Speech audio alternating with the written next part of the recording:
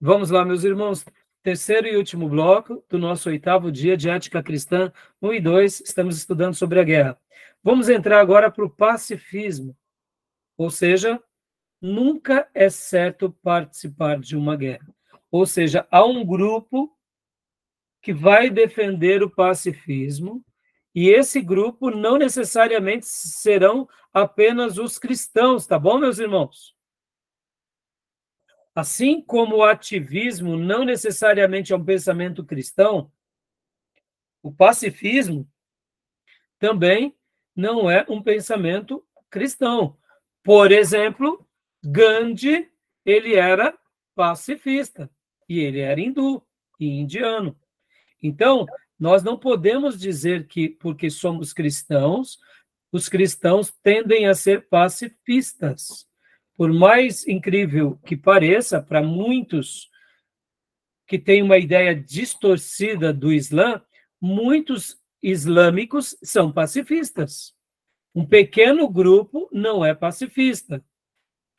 E esse pequeno grupo, que não é pacifista, faz um estardalhaço no mundo absurdo. Mas nem todos os muçulmanos são voltados à guerra. Muitos são pacifistas. Não sei se você sabia. Tá bom? Vamos lá, então? Pacifismo? Gil, leia para nós, por gentileza, página 268, o item sobre pacifismo, por favor. Leio sim. Pacifismo. Nunca é certo participar de uma guerra. Há muitas razões porque o pacifista rejeita os argumentos dos ativistas. Esses argumentos podem servir tanto para criticar o ativismo total, como para estabelecer um diálogo acerca da guerra. O que obriga o cristão a examinar tanto a Bíblia quanto a consciência para obter direção. Os argumentos a favor do pacifismo são de dois tipos, bíblicos e sociais. Joia. Obrigado, Gil, até aí. Percebam que os argumentos que sustentavam o ativismo eram bíblicos e filosóficos ou sociais, agora aqui é simplesmente mais bíblicos e sociais.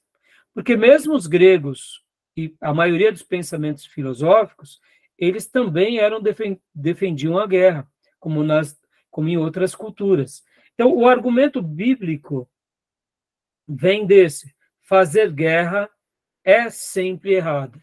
Ou seja, essa é a tese dos pacifistas. Na perspectiva dos pacifistas, fazer guerra é sempre errado. Lembrando, irmãos, nós que tivemos aqui aulas de religiões comparadas, vocês vão se recordar que até mesmo quando estudamos lá o hinduísmo, depois estudamos o budismo, vocês lembram que o budismo, por exemplo, eles são contra, inclusive, várias coisas, inclusive o sacrifício de animais. Então, vocês notam que o pacifismo não é uma prerrogativa apenas cristã, mas muitas outras religiões são religiões pacifistas também, tá bom? Então, aqui, a gente vai ver, e eu lerei aqui esse capítulo, esse parágrafo, o penúltimo da página 268. Há vários pontos envolvidos na argumentação dos pacifistas cristãos em oposição a todo tipo de guerra, mas há poucas premissas básicas que servem como fundamento para todos os argumentos. Uma dessas premissas encontra-se na afirmação bíblica que diz: não matarás, Êxodo 20:13. E outra está nas palavras de Jesus quando diz: não resistais ao homem mau, Mateus 5:39. Matar é sempre errado. O ponto central do pacifismo está na convicção de que é sempre errado o ato de tirar a vida de outra pessoa de modo intencional. Tal ato, especialmente praticado em uma guerra, constitui-se o que podemos chamar basicamente de erro.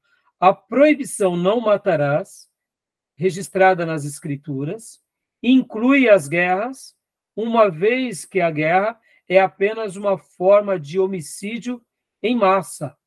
Não há diferença entre praticar o homicídio com pessoas de sua própria sociedade ou de outra. O que vocês acham desse argumento, meus irmãos?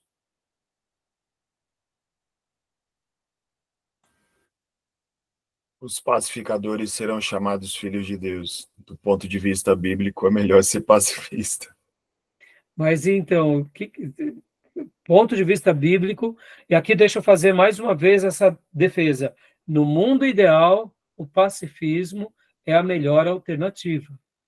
No mundo ideal, no mundo de paz, no mundo que tem a equidade, o pacifismo deve ser arrazoado, deve ser vocal.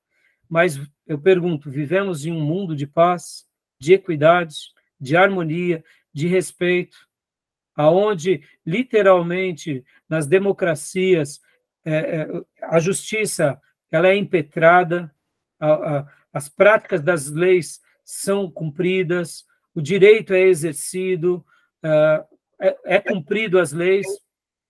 A gente vive nesse mundo ideal.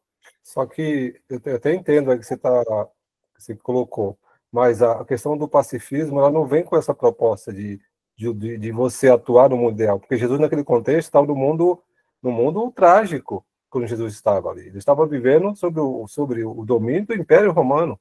Sim, sim. As pessoas, por qualquer coisa, elas sofriam muito. Era difícil viver. Então Jesus ele pega a paz no momento de tribulação. Jesus não fala, vou falar paz porque está tudo bem. Porque aí você não tem como exercer a paz, é como você ter paciência. Como você vai exercer a paciência se você não vai ser experimentado a ficar 3 horas numa fila gigante? A questão que Jesus colocou é prática, não é para o mundo ideal.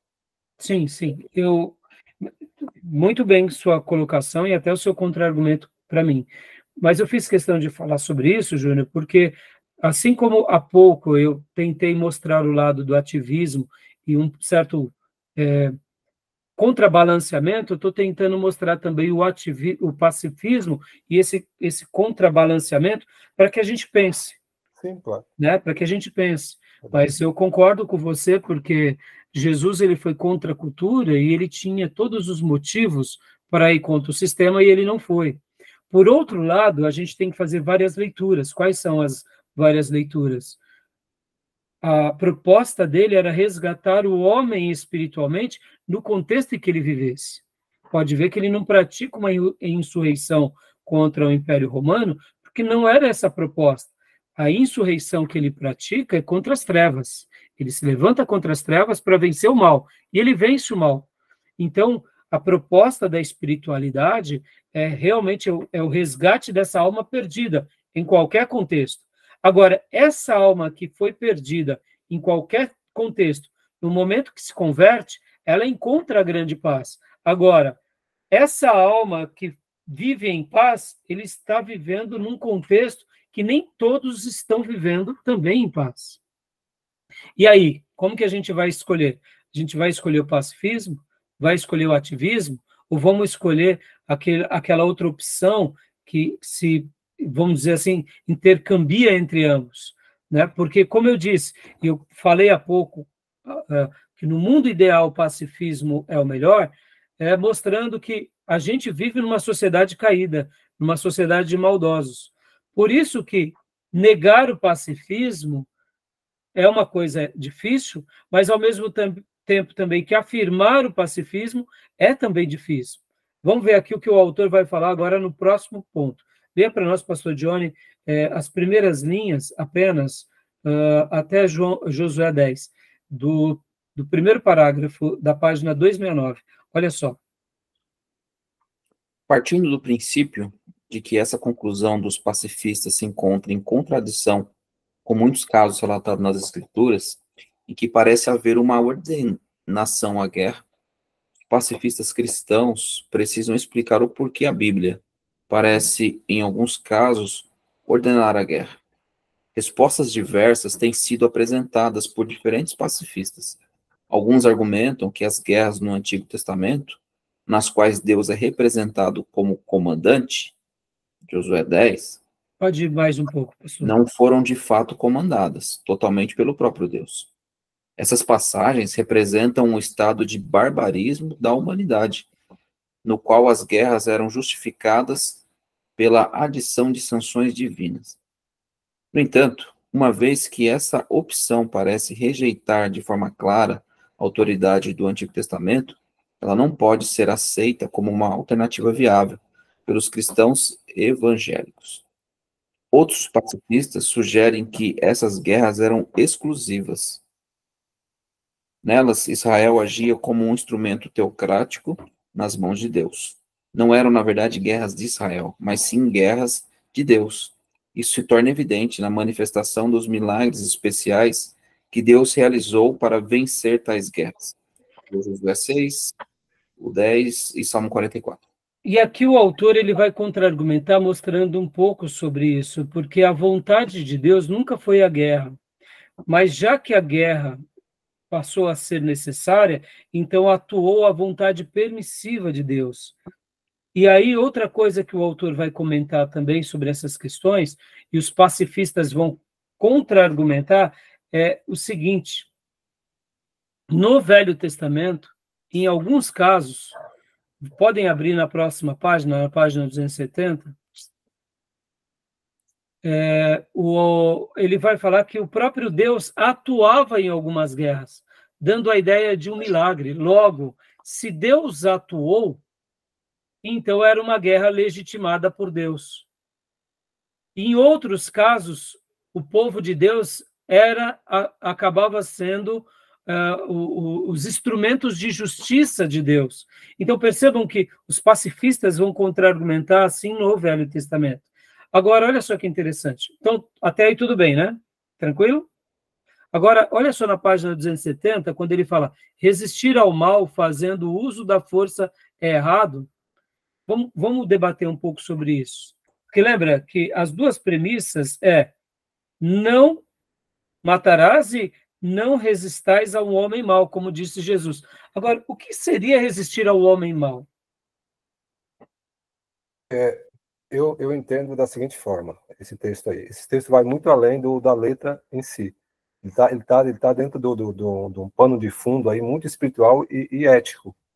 Jesus quis dizer o seguinte: não poderia ser o homem mau. Jesus sabendo quem nós somos, ainda que crendo nele, que temos todos os princípios, mas ele sabe das nossas limitações. Por isso que ele falou. Por isso que ele quis dizer que, dado o momento, a gente vai ter uma defesa, uma autodefesa. Por isso que ele fala, lê o texto novamente, só para a gente... Não resistais ao homem mau. Exato, não resistais ao homem mau. Isso aí já dá o quê? Já abre um precedente para dizer que é o seguinte: vocês conhecem minha palavra, estão todos instruídos, mas vocês têm os limites da gente ter uma reação como ser humano, sobre determinadas situações. Então, os pacifistas vão usar esse texto também, Júnior, para mostrar o seguinte: nós devemos cumprir isso em todo e qualquer situação. Eu até que entendo o ponto de vista dos pacifistas, mas na minha opinião, agora eu vou conjecturar com a minha opinião, tá? É minha opinião. Não quero defender nenhum posicionamento. Só quero contra-argumentar agora aqui em cima desse posicionamento do homem mau. Sobre o não matarás, não tenho dúvida. Deus não quer que matemos ninguém. É o ideal. Esse é o ideal. Esse é o ideal. Exato. E quando Deus propõe esse mandamento, é para que haja preservação da vida e para que haja ordem na terra, principalmente entre o seu povo. Sim. É impedindo com que os maus prevaleçam, e caso haja alguém mau, ele vai ser punido por isso. Sim, e essa é a regra, né? Essa é a regra. Mas para toda a regra tem a exceção. Exatamente. Não resistai, ao homem mau. Exatamente. Agora, aqui a ideia e o contexto, pode ver que é Mateus 5, né? É Mateus 5:39. Aqui é aquele episódio que Jesus está falando sobre as bem-aventuranças, sobre as virtudes, sobre as leis, sobre a nossa interação como filhos de Deus como sal e luz nessa terra caída. Então, perceba que aqui é num contexto de fé. E eu acho que os pacifistas, quando eles unem aqui esse texto num contexto de fé e não num contexto de cidadania, eu acho que eles estão fazendo um peso um pouco desmedido. Por exemplo, então quer dizer que se alguém me causar algum dano, eu não vou resistir a ele, ou seja, eu não tenho o direito, por exemplo, de pegar uma pessoa que foi maldosa e entregá-lo ao tribunal?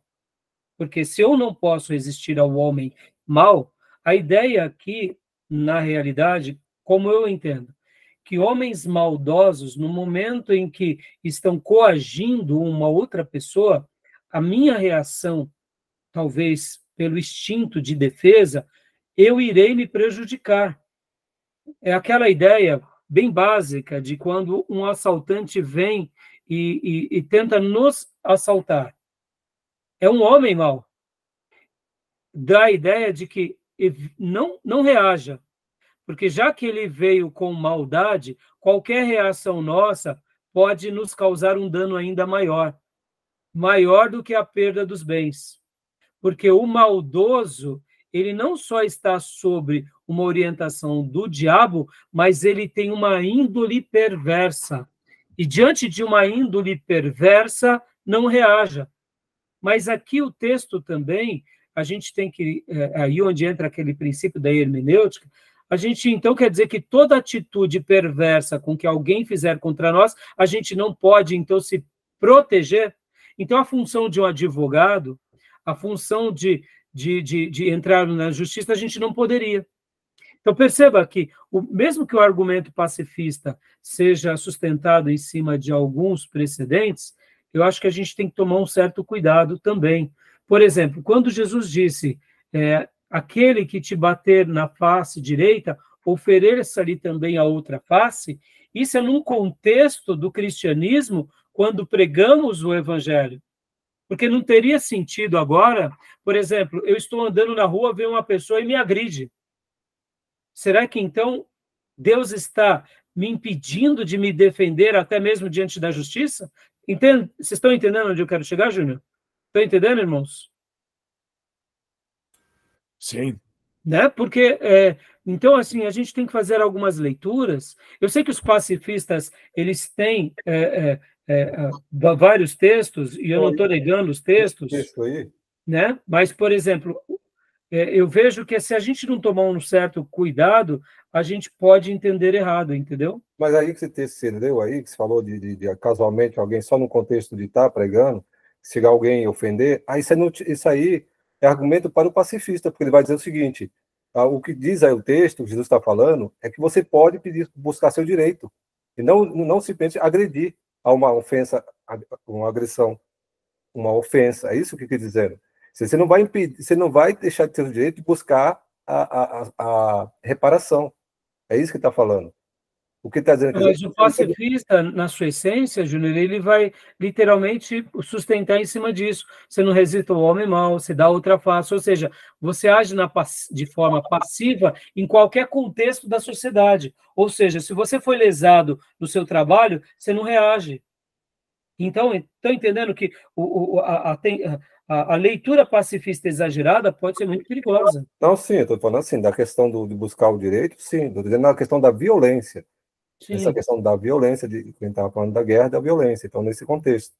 Então, por isso que eu estou colocando aqui do dia a dia também, para a gente tentar fazer uma ponte de equilíbrio, para a gente poder contra-argumentar, para a gente fazer essas conjecturas. Né? Por exemplo, outro texto que os pacifistas usam muito bem é: não vim trazer. Não, onde está? Aqui. Paz na terra, mas espada. Esse aí é o contra. É o contrário. É o contrário. Né? Ele pode pegar o texto de Pedro, do Malco. Sim, isso, exato. Eu estava querendo citar isso aquele que usa da espada com a espada. Eu estou procurando esse texto. Aquele que usa da espada com a espada vai sofrer, né? Ali é um texto que dá uma ideia melhor ao pacifismo. Sim, é verdade. Melhor.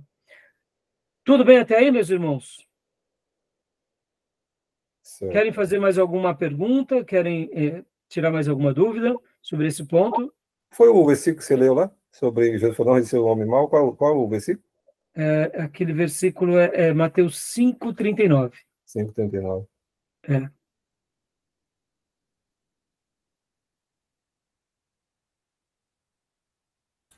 Tá bom, meus irmãos? Então, agora vamos adiantar um pouco mais aqui. Ó, página 271. Os argumentos sociais do pacifismo. Olha só. Fazer guerra é sempre errado. A guerra está baseada no mal representado pela ganância. Aquilo que vocês disseram há pouco. Homens gananciosos, o desejo, que nem aqui diz, leia para nós, Gil, na página 271,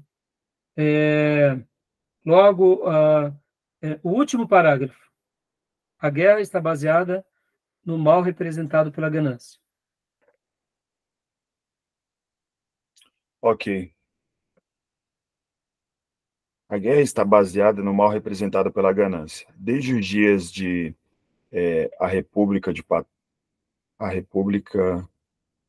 Platão, pensadores reconheceram que é no desejo por luxo que se encontra a base para fazer a guerra.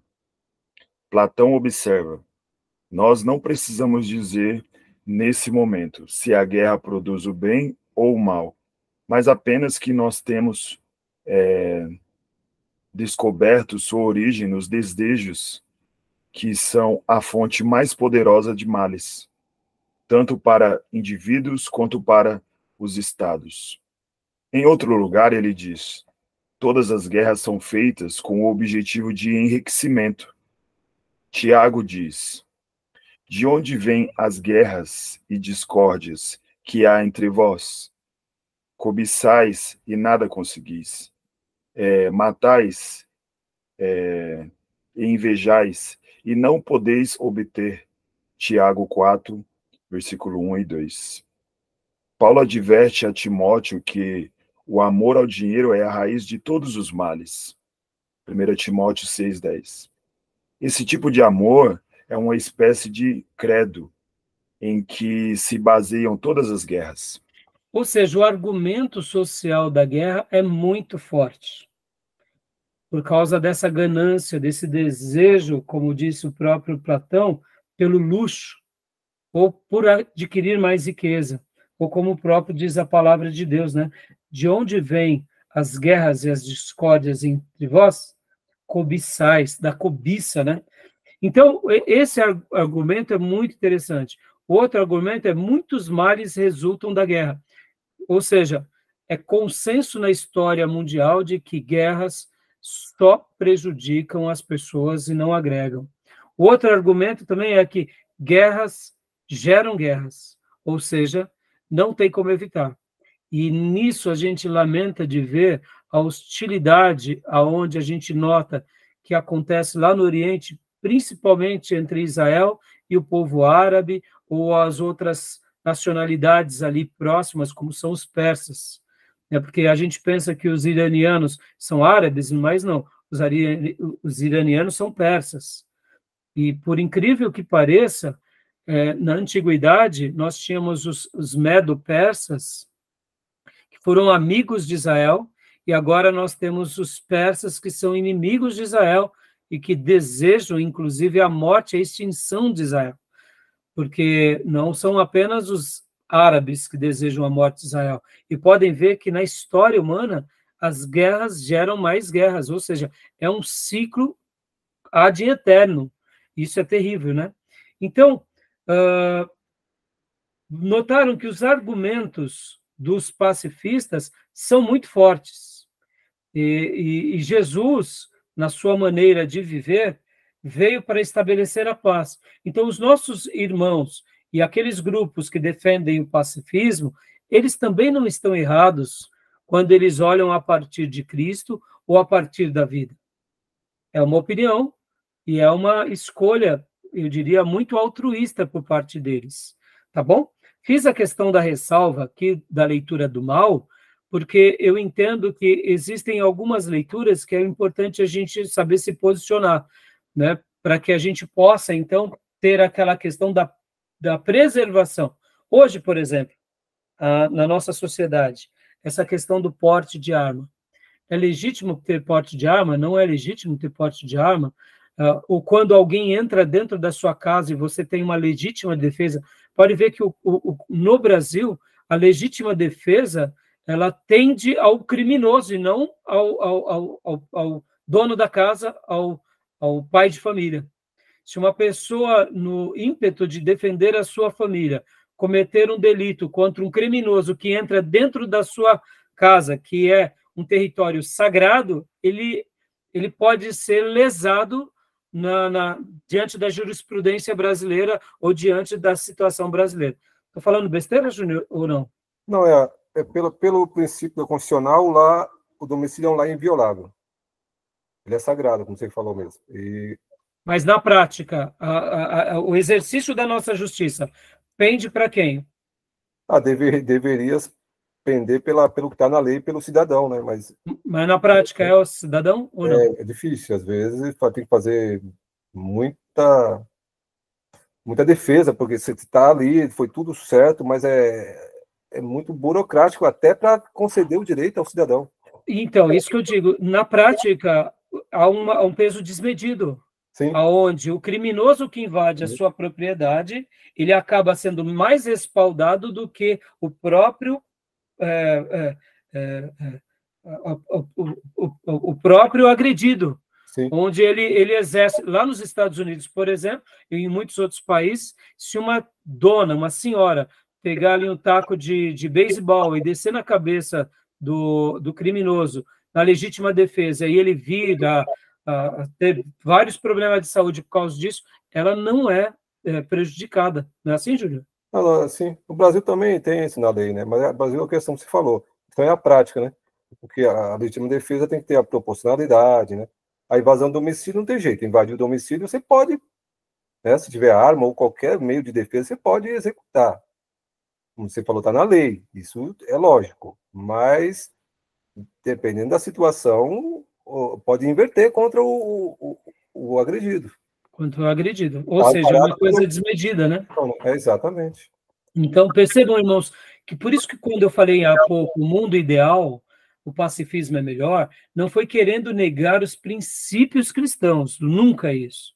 Mas eu estou aqui fazendo uma comparação num país como o nosso, já diferente de outro país, que se um senhorzinho lá na casa dele, no sítio dele, vê que alguém passou o portão, ele dá o primeiro tiro para o alto com a sua espingarda, e o segundo, se ele abater aquela pessoa, ele não vai ser preso. Ele pode ser até julgado, mas preso ele não vai ser, porque foi legítima defesa. Exato. Então, percebam que em países onde a balança do direito ela tem pesos e medidas injustos, aí você fica vendido numa situação muito desagradável. Então, tudo bem sobre o pacifismo, meus irmãos? Tranquilo? Okay. Então, aqui, para a gente agora entrar no seletivismo, para a gente concluir esse módulo de hoje, o que seria o seletivismo? Página 272. Leia para nós, pastor Johnny, página 272, último parágrafo. 272, último parágrafo. Pois não, Júnior? Seria o bom senso agora, né? Aqui é o ponto de equilíbrio, Júnior. Diante de uma avaliação mais realista. Qual que é a proposta do Geisler? É nos levar àquele pensamento, como nós trabalhamos lá no generalismo não qualificado. Ali é o ideal. Aliás, ali nunca vai ter uma oposição. Então, seria ótimo se fosse assim. No entanto, na prática, o conflitante é uma coisa real. A gente sempre vai se deparar com conflito. E já o absolutismo graduado fica um pouco mais fácil, porque você escolhe o que é melhor. Mas aqui dentro da guerra, e por que eu estou sendo talvez um pouco frio aqui, irmãos? Porque eu quero levar vocês a um pensamento um pouco mais maduro no que se diz respeito entre aquilo que nós acreditamos como verdade de Deus, mas aquilo que nós experimentamos na prática da vida, e ao olhar nesses 2000 anos de história da igreja, olha que interessante, enquanto eu fazia a minha lição de casa aqui, para dar aula para vocês, eu não me recordo que durante esses 2000 anos de história da igreja, houve um registro na história de milagre como houve no Velho Testamento.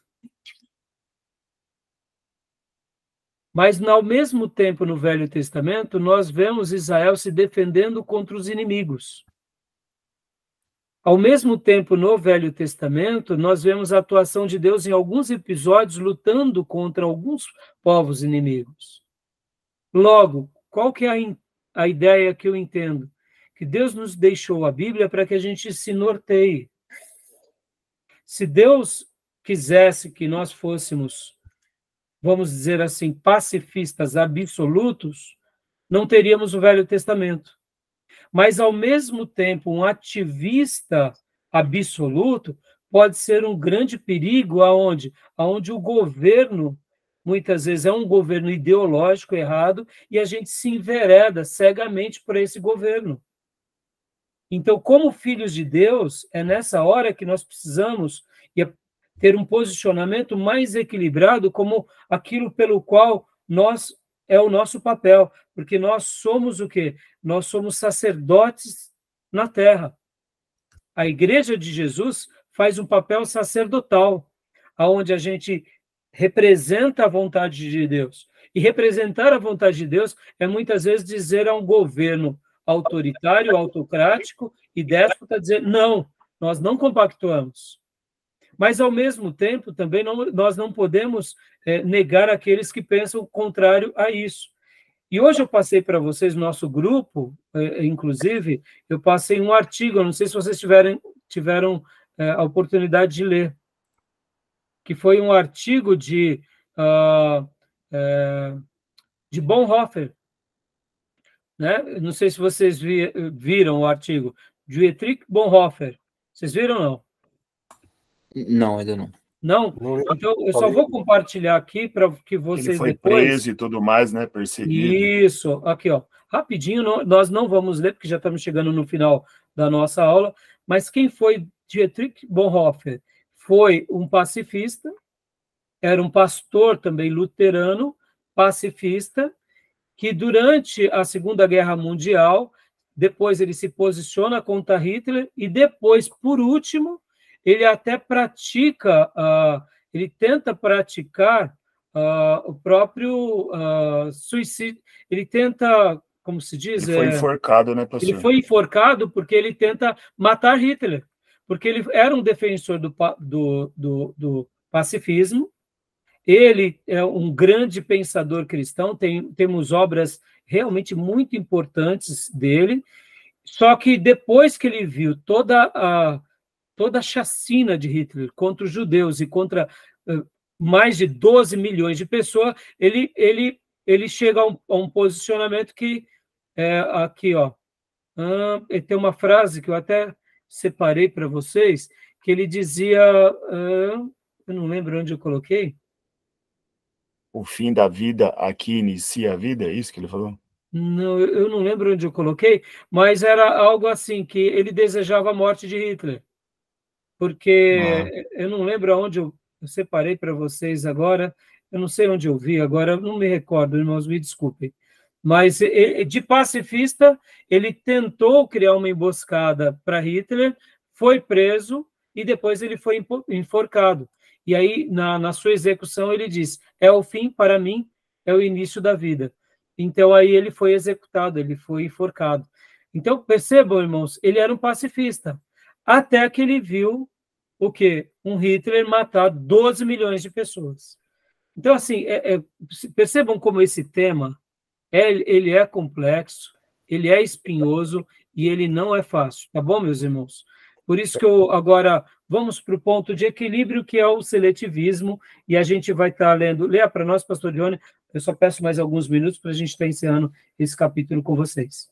Leia para nós, página 272, último parágrafo. Joia.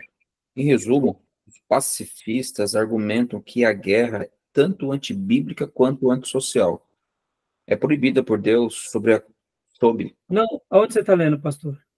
272, desculpa, eu estava lendo... Você estava lendo o resumo do pacifismo, né?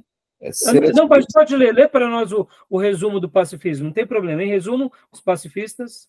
Isso, em resumo, os pacifistas argumentam que a guerra é tanto antibíblica quanto antissocial. É proibida por Deus, sob a condenação da prática do assassinato. Além disso, a guerra tem se tornado algo cada vez mais repugnante para toda a raça humana. Esta começa a demonstrar sinais crescentes de fadiga diante da continuidade de práticas desumanas do ser humano contra o ser humano. Joia. Então, aqui ele conclui o pacifismo. Agora, o seletivismo. Leia para nós, pastor, por favor. Seletivismo. É certo participar de algumas guerras. Nem todas as pessoas estão satisfeitas com o patriotismo cego do ativismo, que ao mesmo tempo que mata pessoas para atender a uma ordem do governo, grita, abre aspas, meu país, certo ou errado, fecha aspas. Stephen Decatur, 1816, é a frase dele. Do mesmo modo, nem todo mundo está satisfeito com a atitude inocente e passiva, que proporcionaria a um Hitler a possibilidade de tentar um genocídio sem que houvesse qualquer resistência contra ele. Mesmo o pacifista Dietrich Bonhoeffer concluiu ao final que Hitler deveria ter sido assassinado. Desta insatisfação produzida pelas soluções fáceis encontradas nas declarações de que todas as guerras são justas ou injustas, surge uma visão diferente do assunto, denominada seletivismo. De acordo com esse ponto de vista, algumas guerras são justificáveis e outras não. Por esse motivo, essa visão proporciona uma alternativa mais satisfatória para a ética cristã. Ou seja, o nosso irmão Geisler está mostrando aqui, falando aqui na vida nua e crua em que vivemos, essa é uma alternativa que acaba se coadunando um pouco melhor na nossa perspectiva, nas nossas avaliações, a partir da Bíblia, não só no Novo Testamento, mas com base no Velho Testamento. E por essa razão, e a frase era essa daqui, o Dietrich Bonhoeffer, ele disse no final que Hitler deveria ser assassinado. Ele era pacifista, mas depois que ele viu o quanto a igreja protestante alemã se calou, no momento em que ela se cala, o mal só prevaleceu cada vez mais. Percebam, irmãos, como é difícil, muitas vezes, em alguns momentos, quando a gente se cala, quando a gente vê que o mal está sendo causado aos outros. Meus irmãos, que nem, por exemplo, nessa guerra da Ucrânia com a Rússia, na minha opinião, tá, meus irmãos, eu não sou juiz, mas eu acho que os Estados Unidos, ele principalmente foi o grande omisso da história. Por quê? Porque a gente tem que fazer uma leitura não só do momento entre Rússia e Ucrânia, mas do que estava em jogo. Qual era o interesse dos Estados Unidos com a Ucrânia? Qual era o interesse da França com a Ucrânia? Qual era o interesse da Alemanha com a Ucrânia? Porque no momento em que eu digo eu te apoio, automaticamente a Ucrânia estaria debaixo agora, não só na aliança da OTAN, mas dependendo do custo dessa guerra, porque não pensem vocês que de forma geopolítica ali não há uma troca de interesse. Você vence a guerra, mas a própria Ucrânia agora ela vai ter outros donos. Quem seriam os donos dela? Então percebam que no interesse ou na guerra da geopolítica não existem mocinhos. Só existem pessoas que têm os seus próprios interesses. Essa é a vida que a gente vive, irmãos. Então, aqui a gente tem que ser maduro, até mesmo como igreja, no momento que a gente está vendo uma situação geopolítica.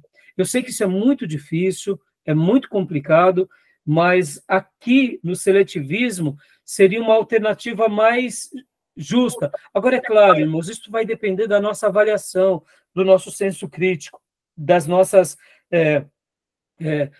informações. Né? É óbvio que quando a gente não tem um senso crítico elevado ou não tem informações devidas, só vou dar um dado para vocês, irmãos.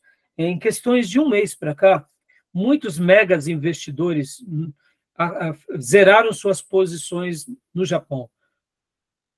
Eu te pergunto, por que estão zerando suas posições acionárias no Japão enquanto a bolsa japonesa está na máxima histórica? Será que há um mês atrás, megas investidores já não estão sabendo de situações em que muitos de nós mortais não estamos sabendo?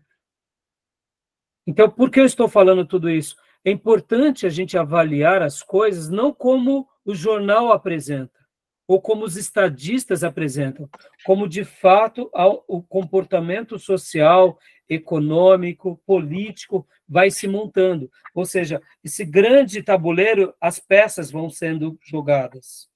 Então, o mundo que a gente está vivendo agora é um mundo polarizado e é um mundo onde os embates geopolíticos estão dando tom das cartas. Nós estamos no meio de tudo isso. Eu acho que o Brasil vai ser um país que menos será afetado num primeiro momento. Mas num segundo momento, quem sabe, será o alvo de todos os grandes países afetados. Por quê? Porque nós temos água, nós temos minério, nós temos petróleo, nós temos sol, nós temos agricultura, nós temos tudo para se autossubsistir sozinho durante muitos anos ou décadas. Será que os países que estão entrando em guerra não estão olhando para o Brasil como um lugar muito favorável? Perceba, a gente, num primeiro momento, está à parte de tudo, mas essa é a hora de nos posicionarmos de forma favorável. E quem sabe até mesmo, de uma forma, eu diria, preservando a nossa nação. Então, aqui eu não estou sendo favorável à guerra, mas eu estou sendo e dando uma proposta, sendo favorável a uma defesa. Porque, como brasileiros, nós somos muito omissos. Muitas vezes nós não valorizamos o que temos, até o dia em que, quem sabe, nós estejamos perdendo tudo o que temos. Então, percebam como isso é delicado. E nós, como servos de Deus, precisamos estar atento a isso. Orar para que não haja guerra, em primeiro lugar, mas orar também para que haja uma preservação do que é nosso. Porque, num primeiro momento, a gente não está participando aqui de uma invasão à terra alheia, mas a gente pode ser o oposto. Podemos sofrer invasões por interesses de outras nações. Sim. E será que o Brasil não é um lugar já desejado pelo mundo há muito tempo? Então fica uma pergunta. Amazônia. Só a Amazônia. Por que há esse discurso que a Amazônia é o pulmão do mundo e por que querem colocar a Amazônia como patrimônio do mundo? Não, a Amazônia é nossa. Ela é do povo brasileiro. O povo brasileiro tem que acordar para isso. A riqueza que está debaixo daquela terra como minério é absurda. A riqueza natural na biodiversidade é absurda. A riqueza por causa das plantas medicinais são absurdas. Ou seja, a gente tem uma riqueza imensa e a gente não valoriza. Ou seja, o que seria isso, senão também um posicionamento geopolítico mais assertivo? Então, a gente só vai conseguir, talvez, dar valor a tudo que tem quando a gente perder. Aí é tarde demais.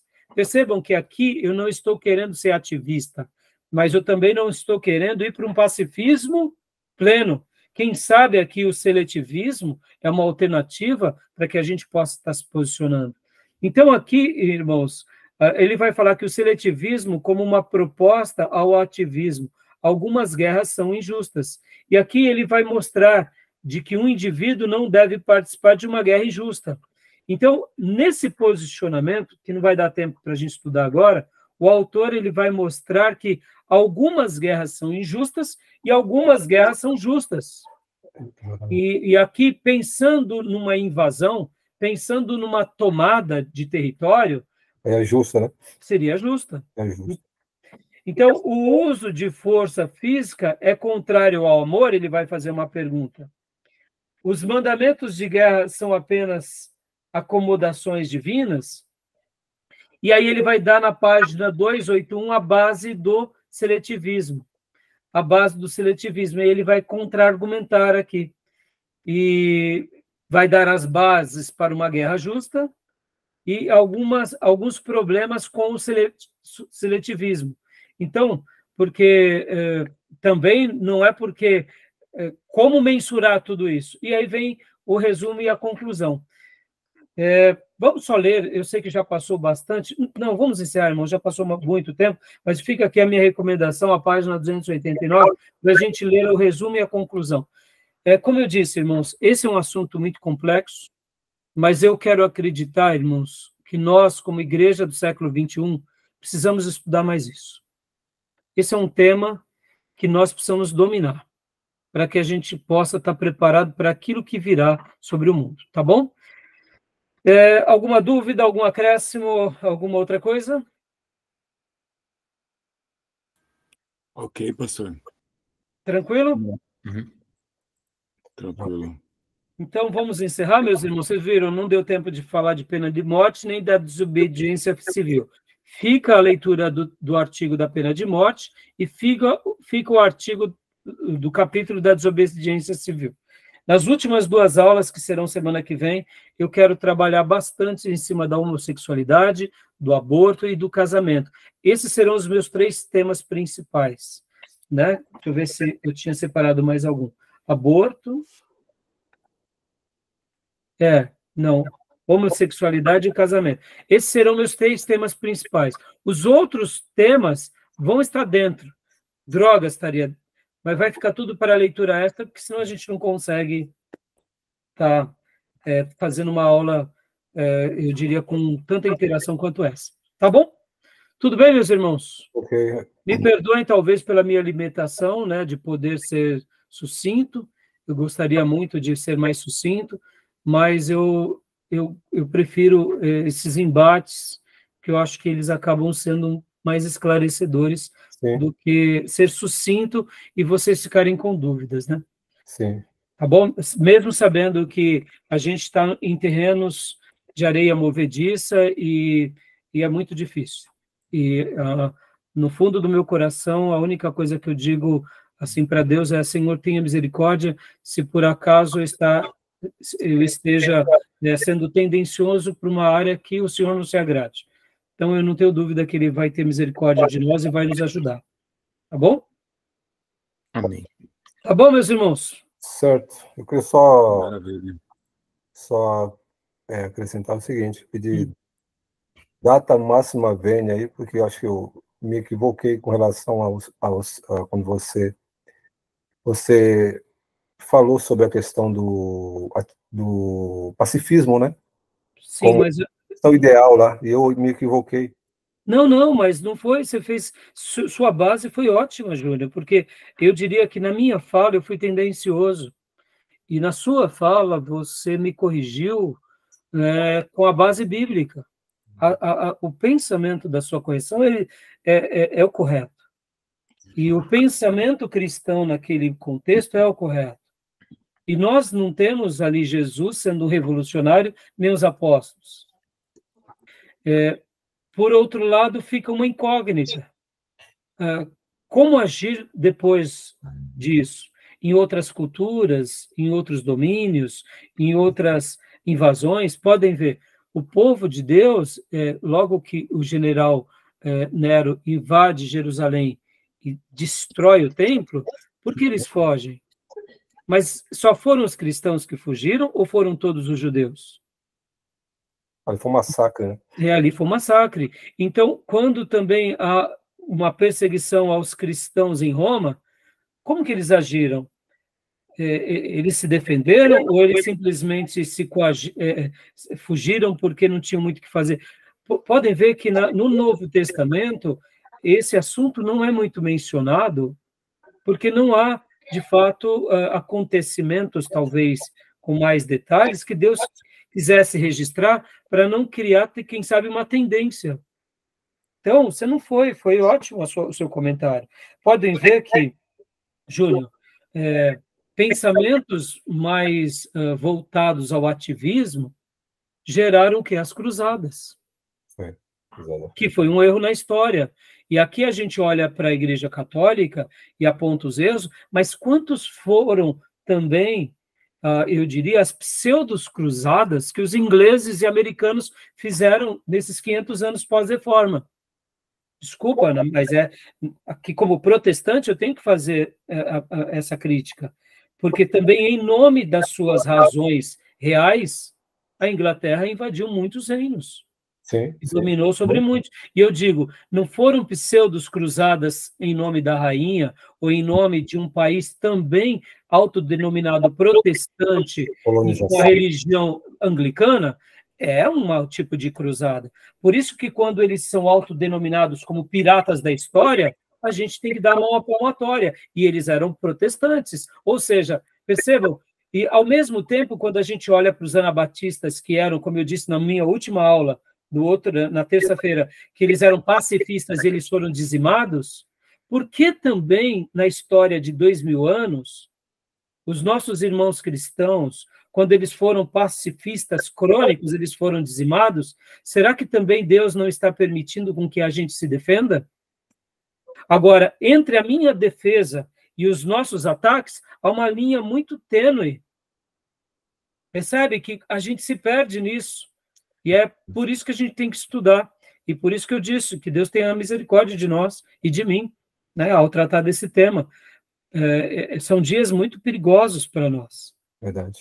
E podem ver que hoje o nosso público de direita é um público de direita que, se não tomar cuidado, a gente vai fazer guerras em nome de Cristo. Ou seja, vamos resgatar as nossas cruzadas protestantes. É errado? Por exemplo, se nos dias de Paulo, né, vamos pensar assim, como Paulo reagiria se, de repente, como ele é cidadão romano, naquele tempo que ele já era convertido, se o Império Romano mandasse uma ordem para ele, se ele fosse alistado às legiões romanas, para ir para a guerra, para ir para determinado lugar, como seria? Pois é, não tem. Então, eu quero acreditar, só para concluir, Júnior, que Deus não deixou algo no Novo Testamento direto para deixar essas questões debaixo da licitude e da conveniência. Eu quero acreditar que, se nós tivéssemos tido no Novo Testamento uma guerra, nesses 2000 anos de história, a gente já teria feito chacinas em nome de Deus, assim como temos os sunitas e temos os xiitas, e os sunitas os grupos sunitas são os mais radicais hoje, né, porque antigamente eram os xiitas. Então, percebam que nós cristãos, se nós tivéssemos alguma indicação, a gente já teria feito pseudas guerras e o mundo já teria sofrido horrores em nome de Cristo. Verdade. Então, eu quero acreditar que é por isso que a gente está estudando aqui, aprendendo com a teologia, com a história, com a filosofia, com a sociologia, e pedindo a misericórdia de Deus no nosso momento. Verdade. E que Deus nos guie. Tá bom, meus irmãos? Amém. Joia. Amém. Deus abençoe, meus irmãos, um excelente final de semana, viu? Deus abençoe. Irmão. Obrigado, Deus abençoe. Bom término aí. Graças e paz. Graça e paz. Boa noite.